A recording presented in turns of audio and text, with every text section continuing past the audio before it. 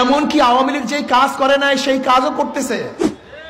এই যে লালমনিরহাটের বিভিন্ন জায়গায় হালকা জিকির বন্ধ করা হয়েছে, আওয়ামী লীগ হালকা জিকির বন্ধ করে নাই, কিন্তু বর্তমান এই জালেমরা হালকা জিকির বন্ধ করেছে। আবু জাহেল বাঁচতে পারে নাই। আমরা যদি ইসলামের উপর আঙ্গুল তুলেন, কোরআন হাদিস নিয়ে খেলা করেন, ওলামাদেরকে নির্যাতন করেন, অপমান করেন, তাহলে বাংলার জমিন থেকে মানুষ ফেরানোর মতো দাঁড়িয়ে দেবে ইনশাআল্লাহ।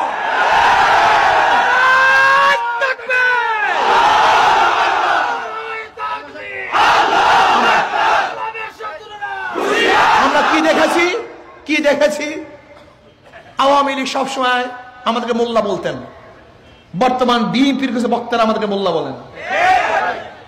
আওয়ামী লীগের কিছু বক্তারা জীবনভর আমাদেরকে পাকিস্তানবাদী বলতেন, মৌলবাদী বলতেন, পাকিস্তানপন্থী বলতেন।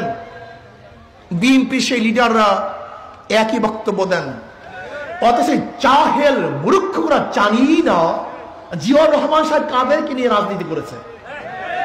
এই জাহেলগুলি মূর্খগুলি জানি না জিয়াউর রহমান সাহেবের প্রধানমন্ত্রী কে ছিল।